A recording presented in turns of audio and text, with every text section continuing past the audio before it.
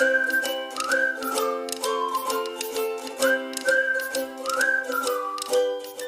hey.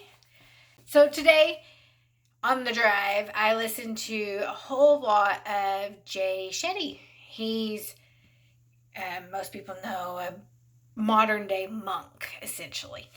He went to India, spent time as a monk. He came back and has taken on a huge movement of getting wisdom into entertainment so that everyone is going to benefit, because who doesn't value entertainment in our lives right now? So I wanted to share his 3 E's, okay, and how it kind of touched me a little bit, with one especially.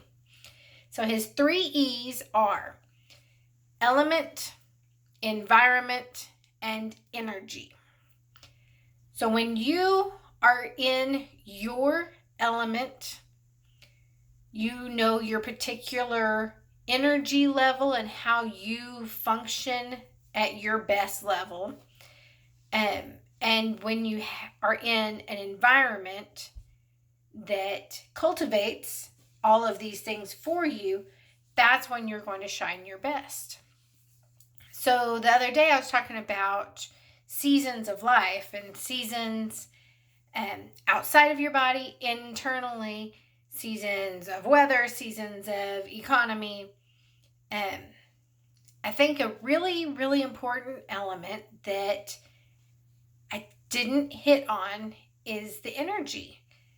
So for me personally, I function best at a fairly low energy level.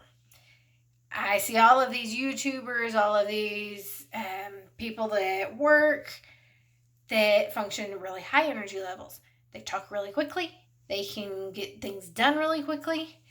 And with me working at the post office, being a high energy person is highly valued. You get out there and get your route done and go home. It's really fast. And that's what they put the value on. I have struggled a lot with not being the highest of energy of a person. But when you can find and accept and learn to love your energy level that you put out into the world, and the world, you find a spot where it respects that and then you can thrive in that, your environment is looking, ideal for you, your energy level can match that, then that's when things start really clicking and you feel your own inner peace when you're able to be appreciated and fully appreciate yourself, the energy level that you're presenting. Your energy level could vary with the seasons, like we were talking about. With it being a spring for me, I am feeling really high energy level. But even for me, a high energy level doesn't necessarily mean talking real fast and hey, my kitty cat is here. He wants to say hi to y'all. So hi, kitty cat. So I don't function at a high energy level, even when I'm in my springtime mode. And as soon as I can accept that and find the environment that's going to best fit me, I'm going to be able to feel much more inner peace, and I'm actually going to get more things done and be more productive and have more potential, because I recognize what is going to push me into action. Having a high energy level and just jumping through and getting everything done is not motivating to me. That doesn't feel like something I want to get up and do. It doesn't feel like I should stop my Netflix show to jump up and go get everything done. Instead, I recognize that I function better and more efficiently at a lower energy level. So I'm going to plan my day out. I'm going to use block times instead of, hour by hour, step by step, every 30-minute type of a schedule. I'm using the block times. I'm figuring out I'd like to get this and this and this done in this day. So let's schedule out between this hour and this hour, I need to have something done. That's not pushing my energy level outside of my ideal space, outside of my comfort zone, essentially.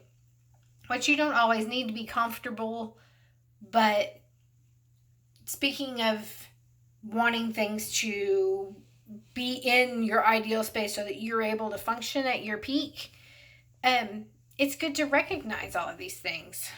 Kitty cat. So that's another element to being in tune with your seasons and being in tune with your environment and being in tune with your energy level. And that's totally okay to give yourself grace, to not push yourself outside of what you're meant to be.